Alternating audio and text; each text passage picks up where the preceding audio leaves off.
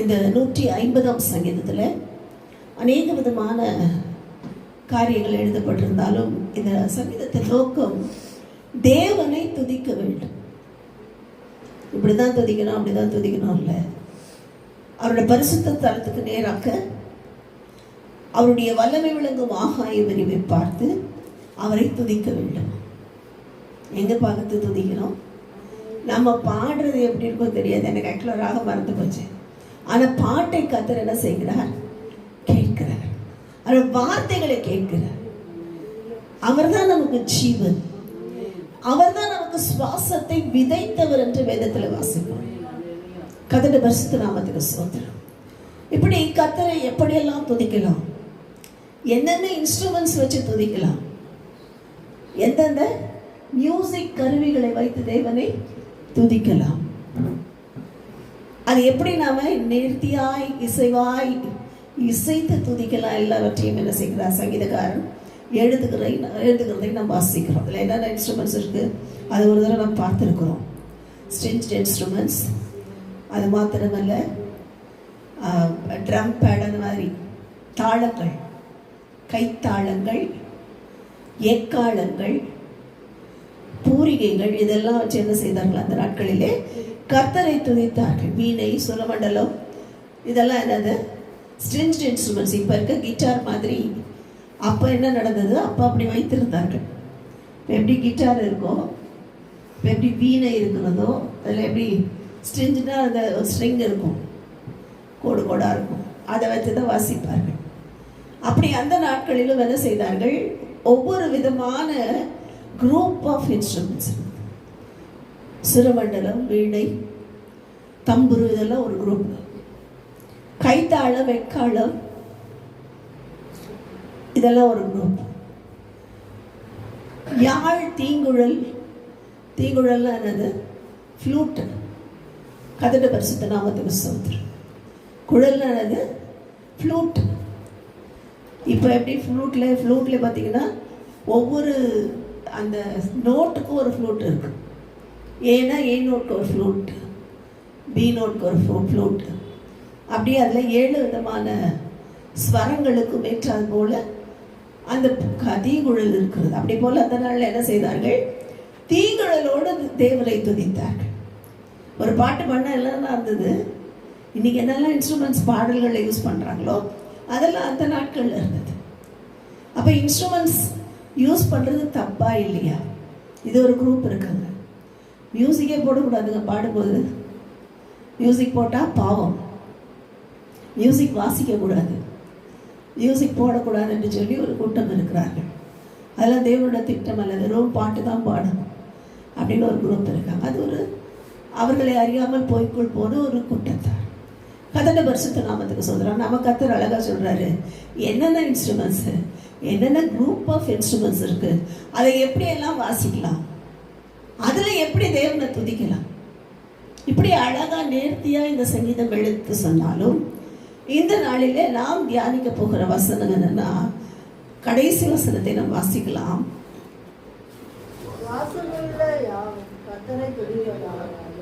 ஆமென். சுவாசமுள்ள யாவும் கர்த்தரை துதிப்பதாக. ஹல்லேலூயா, ஆமென். இன்னைக்கு தேவன் எதை விரும்புகிறார்?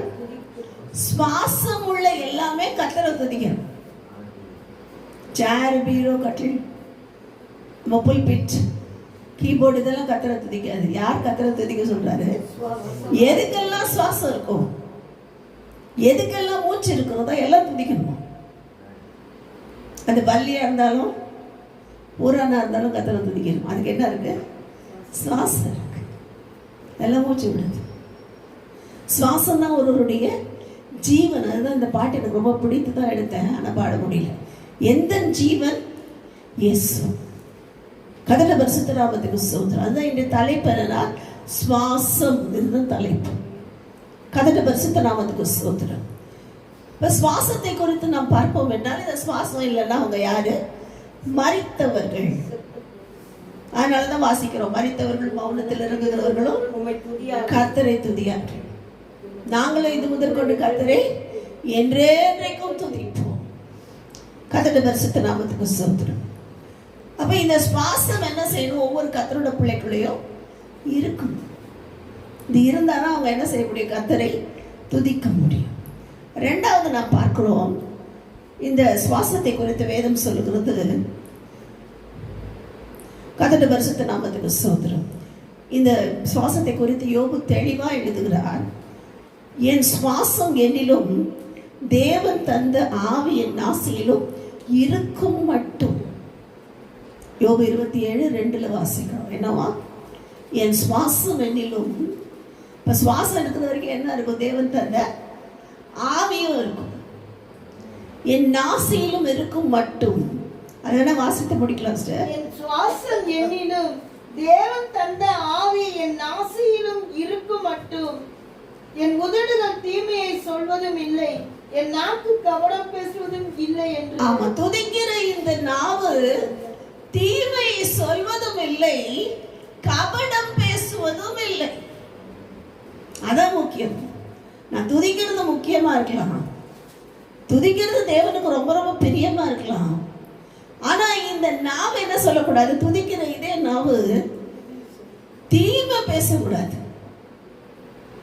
துதிக்கிற இந்த நாவு கபடம் பேசிடக்கூடாது. கர்த்தருடைய பரிசுத்த நாமத்துக்கு ஸ்தோத்திரம்.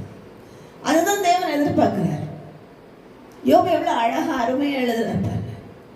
என் சுவாசம் இருக்கணும்னா நான் தீமை பேசாம இருக்கணும், கபடம் பேசாம இருக்கணும். இல்லைன்னா எனக்கு ஜீவனோட சுவாசம் என்ன பண்ணும்? போயிடும். அப்படின்னா என்ன அர்த்தம்னா, லிட்டரெல்லாம் மறிக்க மாட்டாங்க.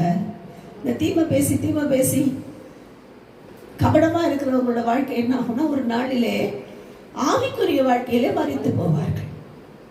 அதான் மறித்தவர்களும் மௌனத்தில் இருக்கிறவங்க கர்த்தரை துதியார்கள். கர்த்தருடைய பரிசுத்த நாமத்துக்கு ஸ்தோத்திரம். அது மாத்திரமல்ல, இன்னொரு இடத்துல எழுதுகிறார், யோபு 33:4, தேவனுடைய ஆவியானவர் என்னை உண்டாக்கினார், சர்வவருடைய சுவாசம் எனக்கு உயிர் தந்தது. சர்வவருடைய சுவாசம் தான் என்ன செய்தது? உயிர் கொடுத்தது. கர்த்தருடைய பரிசுத்த நாமத்துக்கு ஸ்தோத்திரம். ஆனா இன்னொரு இடத்துல நீதிமொழிகள்ல சாலமோன் தீர்க்கதரிசியோ அல்லது நீதிமொழிகள் எழுதின மற்றவர்களோ எழுதின காரியங்களை வாசிக்கும் போது, பொய் நாவினால் பொருளை சம்பாதிப்பது சாவை தேடுகிறவன் விடுகிற சுவாசத்துக்கு ஒப்பாயிரும். இதுவும் சுவாசம் தான். எப்படி இருக்கு? இழுத்துக்கிட்டு இருக்கு. எப்படி போயிட்டு இருக்கு? ஜீவன் இழுத்துக்கிட்டு. எப்படி? எதனால? முதல்ல பார்த்தோம் கபடம், நெந்தை. இப்ப பார்க்கிறோம் என்னது? பொய் நாம். பாட்டு பாடல, உண்மை உள்ளவர். உண்மையாய் வாழ்ந்தால் ஆசீர்வாதம், உண்மையாய் நடந்தால் ஆரோக்கியம், உண்மையாய் உழைத்தால் அதிகாரம், உண்மையில் நிலைத்தால் ஜீவ கிரீடம். கர்த்தருடைய பரிசுத்த நாமத்துக்கு ஸ்தோத்திரம். இப்ப இங்க பார்க்கிறோம், பொய் நாவினால் பொருளை சம்பாதிப்பது சாவை தேடுகிறவன் விடுகிற சுவாசத்துக்கு ஒப்பா இருக்கிறது. இழுத்துக்கிட்டு இருக்கு. இன்னைக்கா நாளைக்கு தெரியல. பொய் நாம பேசிட்டு நம்ம விடுற சுவாசம் என்னவா? நம்முடைய ஜீவனை காம்ப்ளிகேட்டடா ஐசியூல கொண்டு போய் வச்சிடும். கர்த்தருடைய பரிசுத்த நாமத்துக்கு ஸ்தோத்திரம். அப்ப இன்றைக்கு என்ன செய்யணும்? பொய் நாம எனக்கு வேணாம்ப்பா, கபட நாம எனக்கு வேணாம், நிந்தை பேசுகிற நாம வேணாம். உண்மை துதிக்கிற இந்த வாயிலை நான் என்ன பண்ணக்கூடாது? இப்படியெல்லாம் பேசக்கூடாது, இப்படியெல்லாம் நான் செய்யக்கூடாது என்று ஒரு தீர்மானம் எடுக்க வேண்டும். கர்த்தருடைய பரிசுத்த நாமத்துக்கு ஸ்தோத்திரம். இல்லைன்னா என்ன? அவனுடைய ஆவிக்குரிய வாழ்க்கை ஐசியூக்கு போயிடும். இன்னைக்கு நாளைக்கா தெரியாது.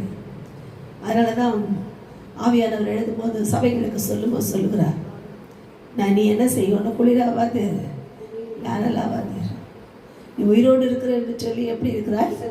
செத்தவனாக இருக்க. சொல்றது என்னமோ நான் உயிரோடு தான் இருக்கேன், எனக்கு சுவாசம் இருக்கு. ஆனா என்னது? நீ செத்தவனா இருக்கிறாய். நீ விழித்து கொண்டு சாவுக்கு எதுவானவர்களை ஸ்திரப்படுத்து என்று சொல்கிறதை வாசிக்கிறோம். கர்த்தருடைய பரிசுத்த நாமத்துக்கு ஸ்தோத்திரம்.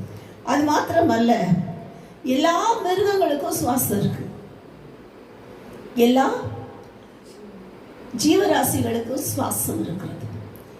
ஜீவனுள்ள எல்லாத்துக்கும் சுவாசம் இருக்கு. அவைகளும் கர்த்தரை துதிக்க வேண்டும். நம்ம வீட்டில் இருக்க கரப்பாம்பூச்சி கூட கர்த்தரை துதிங்க. ஏன்னா அதுக்கு கூட என்ன இருக்கும்? சுவாசம் இருக்கு. கர்த்தருடைய பரிசுத்த நாமத்துக்கு ஸ்தோத்திரம். அது மாத்திரமல்ல, இங்கே வாசிக்கிறோம் இன்னொரு காரியத்தை, தேவன் என்ன செய்கிறார் என்றால், வேதத்தில் பார்க்கிறோம், ஒரு மனுஷனுடைய சுவாசம் அவரோட கையில தான் இருக்கு. தானியேலின் புஸ்தகத்துல பெல்ஷாசாருக்கு தானியேல் சொல்லும்போது சொல்லுகிறார், நம்முடைய கையில் உமது சுவாசத்தை வைத்திருக்கிறவரு உமது வழிகளுக்கெல்லாம் அதிகாரியுமாகிய தேவனை நீர் மகிமைப்படுத்த. தமது கையில் உம்முடைய சுவாசத்தை அவர் தான் வச்சிருக்காரு. இவர் சொல்றாரு, நான் உனக்கு இதை கொடுக்குறேன், அதை கொடுக்குறேன், உனக்கு சரப்பணி போடுறேன், உனக்கு நான் தீபாராதனை காட்டுறேன், உன்னை கடவுளாக்கிடுறேன்னு தானியேலை பார்த்து அந்த பெல்ஷாசார் என்கிற ராஜா சொல்லுகிறான். கர்த்தருடைய பரிசுத்த நாமத்துக்கு ஸ்தோத்திரம். நேபுகாத்நேச்சாருடைய பேரன் அவன் சொல்றான், நான் இதை செய்யறேன், உனக்கு அதை செய்யறேன், நீ என்ன இந்த எழுத்து மட்டும் சொல்லிடு, என்னதான் சவத்துல எழுதிருக்குன்னு சொல்லு அப்படின்னா தானியேல் சொன்னது, அப்பா ராஜா நீ இதை கொடுக்குறீங்க, ரொம்ப சந்தோஷம், என்னென்ன கொடுக்குறீங்களோ கொடுங்க, நான் வாங்கிட்டு போறேன்னு சொல்ல. எப்போ உன் ஜீவனுடைய சுவாசமே அவர் கையில் தான் பாருக்கு. நீ யாரை திட்டி, யாரை நிந்தித்து, எந்த தெய்வங்களை உயர்த்தினவை, பொய்யும் கல்லும் மரமும் மண்ணுமான தேவர்களை புகழ்ந்து ஜீவனுள்ள தேவனை நிந்தித்ததுனாலே நீ தராசில வைக்கப்பட்டு என்ன பண்ணப்பட்டாய்? குறைவாய் காணப்பட்டாய். யாருக்குமே சொல்லாது. ஏன் இந்த ராஜாக்கு மட்டும் ஸ்பெஷலா வந்தது வெளிப்பாடு அப்படின்னா, இவன் கூடவே இருந்து பார்த்துக்கிட்டு இருந்தான் தேவன் செய்த அதிசயங்கள், அற்புதங்களை. சாத்ராக் மேஷாக் ஆபேத்நேகோவுக்கு நடந்த அற்புதங்களை குறித்து அவன் கேள்விப்பட்டிருந்தான். கர்த்தருடைய பரிசுத்த நாமத்துக்கு ஸ்தோத்திரம். தானியேலை சிங்கக்கபியிலே போட்ட போது நடந்த அற்புதங்களை அவன் அறிந்திருந்தான். தானியேல் மூலமாய் ராஜாவுக்கு வெளிப்படுத்தப்பட்ட ரகசியங்களை குறித்து அவன் தெளிவாய் அறிந்திருந்தான். ராஜ்யங்களை குறித்து அறிந்திருந்தான். எல்லாம் தெரிஞ்சது. ஆனா வைப்பாட்டிகள் மறுமனையாட்டிகள் நிமித்தம் கல்லும் மரமும் மண்ணுமான தேவர்களை புகழ ஆரம்பித்தான். நீங்க நிறைய பேர் அப்படிதான். கல்யாணம் பண்ற வரைக்கும் ஆண்டவர் ஆண்டவர் ஆண்டவர் அபிஷேகம் பண்ணி அபிஷேகத்துல நரம்புவாங்க சில வாலிப பிள்ளைகள். இவங்க போய் ஏதோ ஒரு தேவரற்ற பிரஜாதியிலே விக்கிரகங்களை வணங்குகிற ஆளை போய் கல்யாணம் பண்ணிட்டாங்கன்னா அடுத்தது என்ன பண்ணுவாங்க? அவங்களோட இவங்களை செய்து கல்லும் மண்ணும் மரமுமான தேவர்களை புகழ ஆரம்பிப்பார்கள். கர்த்தருடைய பரிசுத்த நாமத்துக்கு ஸ்தோத்திரம். அப்ப அப்படிப்பட்டவர்களோட வாழ்க்கை தான் அப்படி இருக்கும். கொஸ்டின் மார்க்கா கல்லும் மண்ணும் மரமுமான தேவர்களை புகழ்கிறது தேவனுக்கு விரோதமான அருவருப்பு. ஒருவேளை அவங்க துதிக்கும் போது கர்த்தரை துதிப்பாங்க, ஆனா அங்க போய் என்ன பண்ணுவாங்க? கர்த்தரை மறுதளிப்பாங்க. எத்தனை வாலிப பிள்ளைகள் எனக்கு தெரிஞ்சு, எத்தனை அதுலேயும் ஆண் பிள்ளைகள் ரட்சிக்கப்படாத பெண் பிள்ளையை திருமணம் பண்ணா அப்படியே அந்த பெண் பிள்ளைய குடும்பத்தின் வழிபாடுகளுக்கு அப்படியே செய்து போகிறதை பார்க்க முடியும். கர்த்தருடைய பரிசுத்த நாமத்துக்கு சொல்லுங்க. எனக்கு கொஞ்சம் பெண் பிள்ளைகள் ஸ்ட்ராங்காக இருப்பாங்க. அப்படி இப்படி வந்துடுவாங்க, அப்படி இப்படி பிடிச்சி தப்பிச்சு வந்துடுவாங்க விக்கிரக ஆராதனையிலேருந்து. ஆனால் ஆண் பிள்ளைகளை சீக்கிரத்தில் கொண்டு அப்படியே மனைவி சொல்கிறது தான் கேட்பாங்க. கர்த்தருடைய பரிசுத்த நாமத்துக்கு. அதனால தான் இவரும் போய் என்ன பண்ணாரு? வைப்பாட்டிகள் நிமித்தம் மறுமனையாட்டிகள் நிமித்தம் கல்லும் மண்ணும் மரமுமான தேவர்களை புகழ்ந்ததாக சரித்திரத்தில் வாசிக்கும்.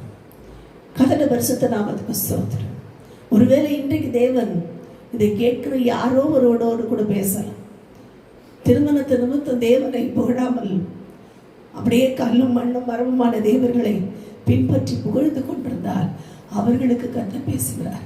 நீ என்னதான் ஸ்தோத்திரம் சொன்னாலும் அல்லேலூயா சொன்னாலும் விக்கிரகங்களை விட்டு மனம் திரும்பு. உன் நாவை என்ன செய்யாத? விக்கிரகங்களை புகழ ஒப்பக்கூடாதே. நீ என்ன செய்யாத? விக்கிரக ஆராதனைக்கு உன்னை ஒப்புக்கூடாதே. கர்த்தருடைய பரிசுத்த நாமத்துக்கு ஸ்தோத்திரம். வேதத்துல நாம் பார்க்கிறோம், அப்படி விக்கிரக ஆராதனைகளுக்கு தங்களை ஒப்பு கொடுத்தவர்களை குறித்து வேதம் சொல்லுகிறவர்கள் அந்த விக்கிரகத்தை குறித்து சொல்லுகிற எல்லா காரியமும் என்னது? பொய் போதகம். என்னவா? பொய் போதகம். கர்த்தருடைய பரிசுத்த நாமத்துக்கு ஸ்தோத்திரம். பொய் போதகம்னா என்ன அர்த்தம்? சொல்றதெல்லாம் பொய்ன்னு அர்த்தம். அப்ப அப்படிப்பட்ட பொய் போதகர்கள்ட்ட மாட்டிட்டு இருக்க ஆளுக்கு பேர் என்னதுன்னா சுவாசம் இல்லாத ஆட்கள். கர்த்தருடைய பரிசுத்த நாமத்துக்கு ஸ்தோத்திரம். அதுதான் இங்கே பார்க்கிறோம். சுவாசம் என்கிறது நமக்கு மிக மிக ஆவிக்குரிய வாழ்க்கையில் அவசியம். பூமிக்குரிய சுவாசத்தை அவர் கொடுக்குறாரு, அவர் கையில் வச்சிருக்காரு. அவர் எடுக்கிற வரைக்கும் போகாது. கர்த்தருடைய பரிசுத்த நாமத்துக்கு ஸ்தோத்திரம். அதுதான் நமக்கு தேவன் கொடுத்துருக்கிற கேரண்டி. அவர் எடுக்கிற வரைக்கும் போகாது, அப்படியே தான் இருக்கும். தேவன் நியமித்த காரியங்கள் முடிக்க மட்டும் படுத்திருந்தாலும் எழுந்து என்ன செய்வார்? போருக்கு போக வைப்பார். எலிசாவை என்ன செய்தார்? 7 முறை எடுத்த அம்பை என்று சொன்னார். கர்த்தருடைய பரிசுத்த நாமத்துக்கு ஸ்தோத்திரம். தீர்க்கதரிசிகள் என்ன செய்தார்? மறிக்கிற தருவாயிலும் சண்டையில யுத்தத்துல பழக்கமித்து யுத்தத்துல ஜெயிக்க பண்ணினார். கர்த்தருடைய பரிசுத்த நாமத்துக்கு ஸ்தோத்திரம். அவ்வளவுதான் நினைக்கிற ஆள் கூட எந்திரிச்சு யுத்தம் பண்ணும். என்னடா இத்தனை வயசாயிடுச்சு, அவள்தான் எழுத்துட்டு போயிடும் பார்த்தா இது எழுந்து ஒழிய செய்யும். கர்த்தருடைய பரிசுத்த நாமத்துக்கு காரணம் என்ன? தேவ பிள்ளைகளுக்கு தேவன் சொல்ற நாள் வரைக்கும் இந்த சுவாசம் எடுபடாது. நம்முடைய சுவாசம் அவர் கையில் இருக்கிறது. கர்த்தருடைய பரிசுத்த நாமத்துக்கு ஸ்தோத்திரம். அது மாத்திரமல்ல, இந்த சுவாசம் பூரணமாக நமக்கு என்ன வேணும்? விசுவாசம் வேணும். ஆவிக்குரிய சுவாசம் என்னது? பூமிக்குரிய சுவாசம் ஆக்சிஜன். ஆக்சிஜன் இருந்தால் தான் நம்ம மூச்சு விட முடியும். இந்த இடம்லாம் ஆக்சிஜன் இல்லைன்னா நம்மளால மூச்சு விட முடியாது. மூச்சு திணற ஆரம்பிச்சிடும். நம்ம சுவாசம் என்ன செய்யும்? கஷ்டப்படும். அதே நேரத்தில் ஆவிக்குரிய வாழ்க்கையில் விசுவாசம் தான் ஆக்சிஜன். ஆவிக்குரிய ஆக்சிஜன் எது? யாருன்னா கேட்டால் சொல்லுங்க. எங்களுக்கு ஒரு ஆக்சிஜன் இருக்கு. அது என்னது? ஆவிக்குரிய ஆக்சிஜன் எங்களுக்கு இருக்கு. அதுக்கு பேர் விசுவாசம். அந்த விசுவாசத்தை சுவாசிக்கிறவர்கள், நான் ஆராதிக்கிற தேவன் இன்னார் என்று அறிந்திருக்கிறேன் என்று சுவாசிக்கிறவர்கள் எப்படி இருப்பாங்க? ஸ்ட்ராங்கா இருப்பாங்க. முதிர் வயதிலும் கழித்தெழுந்த புஷ்டியும் பரமனமாய் இருப்பார்கள். அவர்கள் ஒருவேளை எல்லா சிறகும் போயிடுச்சு, அவ்வளவுதான், இந்த கழுகு இதோட முடிஞ்சு போச்சுன்னு பார்த்தா என்ன செய்யுமா? எல்லா பழைய சட்டைகளை உதுத்துட்டு புதுசா கழுகுகளை போல புதிய சட்டைகள் எல்லாம் உருவாக உருவாக உருவாக இப்ப என்ன பண்ணும்? புது பலன். பழைய நகெல்லாம் கீழே விழுந்துருமா? அதுக்கு காலில் இருந்த பழைய நகங்கள் உடைந்து போன, ஒன்றி போன, தேய்ந்து போன நகெல்லாம் கீழே விழுந்துருமா? புதிய வாழ்க்கை, புதிய சிறகுகள், புதிய பலன் கொடுத்த ஆண்டு கழுகுகளை போல சட்டைகளை அடித்து உயரே எழும்புவார்கள். அதுதான் விசுவாசத்தினுடைய பூரணம். கர்த்தருடைய பரிசுத்த நாமத்துக்கு ஸ்தோத்திரம். அப்ப இன்றைக்கு ஆவியானவர் விரும்புகிறது, ஆண்டவர் என்னோட சுவாசம் நிலைத்திருக்கும்படி என்னோட விசுவாசத்தை உறுதிப்படுத்தும், என்னுடைய விசுவாசத்தை அதிகரிக்கப்படும், என்னுடைய விசுவாசத்தை பூரணப்படுத்தும். ஏன்னா விசுவாசம் என்ன பண்ணுமா? வளர்ந்துகிட்டே போகணும், பூரணமாக்கப்பட வேண்டும். விசுவாசம் பூரணமானாதான் நம்ம வாழ்க்கையும் பூரணமா இருக்கும். கர்த்தருடைய பரிசுத்த நாமத்துக்கு ஸ்தோத்திரம். இப்ப இன்னைக்கு எனக்கு கர்த்தர் விரும்புகிறது என்னது? விசுவாசம். என்னோட சுவாசம் பூரணப்பட எனக்கு விசுவாசம் வேண்டாம். என்னுடைய விசுவாசத்தை விருத்தியாக எந்த சூழ்நிலையிலும் என் விசுவாசம் மட்டும் என்னை விட்டு போயிடக்கூடாதுப்பா. என்னோட விசுவாசம் என்னை விட்டுறக்கூடாது. நான் என்ன நம்பி இருக்கிறேன்? தேவன் ஒருவர் உண்டு, தம்மை தேடுகிறவர்களுக்கு பலன் அளிக்கிறார் என்று நம்புகிறது தான் விசுவாசம். எனக்கு ஒரு தேவன் இருக்காரு, நான் அவரை நம்புறேன், எனக்கு பலன் கொடுப்பார். பூமியில கிடைக்காத மாதிரி இருக்கு, ஆனா கண்டிப்பா கொடுப்பார். ஏற்ற நாளிலே கொடுப்பார். நம்மை பூரணப்படுத்தி கொடுப்பார், சுவாசத்தை பூரணப்படுத்தி கொடுப்பார். கர்த்தருடைய பரிசுத்த நாமத்துக்கு ஸ்தோத்திரம். அப்ப இன்றைக்கு தேவன் விரும்புகிறது, ஆண்டவருடைய விசுவாசத்தை பூரணப்படுத்தும், என்னுடைய அவிசுவாசத்தை தூரப்படுத்தும். அதுதான் கார்பன் டை ஆக்சைடு. விசுவாசம் அது ஆக்சிஜன், கார்பன் டை ஆக்சைடு அது அவிசுவாசம். அது நமக்கு வேணும். கத்துட்டு ஏன்னா பூமி ஃபுல்லாக அழிஞ்சு நான் ஒன்றுமே தெரியல, எல்லாம் சீதோஷ நிலையெல்லாம் மாறிக்கிட்டு இருக்கு. எங்கெல்லாம் மழை பெய்யுமோ அங்கெல்லாம் மழை பெய்ய மாட்டேங்குது. எந்த பாலைவனத்துலலாம் மழை பெய்யாதோ அங்கெல்லாம் ஆறா ஓடுது. அவங்களுக்கே புரியல என்ன பண்ணுறதுன்னு தெரியல. மண்ணெல்லாம் ஆறா ஓடுது. ஒட்டகம் போயிட்டு இருந்த இடத்துல வெறும் ஆறு. காரணம் என்ன? சீதோஷ்ண நிலை மாற்றம். பூமி என்ன செய்கிறது? சுற்றி கொண்டிருக்கிற பாதை வேறு பாதையில் டில்ட் இருக்கு. அது அடுத்த ஸ்டேஜ்க்கு வரும்போது என்ன ஆகும்? இப்படிப்பட்ட இயற்கை மாற்றங்கள் உண்டாகும். நம்ம வாழ்க்கையில், ஆவிக்குரிய வாழ்க்கையில் கர்த்தர் எப்படி இருக்கிறார்? எல்லா சீதோஷ நிலையிலும் போதுமானதாக இருக்கிறார். நம்முடைய விசுவாசத்தை பூரணப்படுத்தி, நம்முடைய ஜீவனை பூரணப்படுத்தி, அவருடைய ராஜ்யத்துக்கு நம்மை தகுதிப்படுத்த நாளை ஒப்பு கொடுப்போம். ஒருவேளை இந்த சூழ்நிலைகள் நிமித்தம் நம்ம தமிழ்நாடு, நம்ம தேசமும் பாதிக்கப்படாதபடி ஜெபிப்போம். நம்முடைய தேசத்தினுடைய வரப்போகிற நல்ல ஒரு தலைவருக்காக ஸ்தோத்தரிப்போம். எல்லாவற்றையும் தேவ கருத்தில் ஒப்பு கொடுப்போம். கர்த்தர் தாமே நம்மை ஆசீர்வதிப்பார்.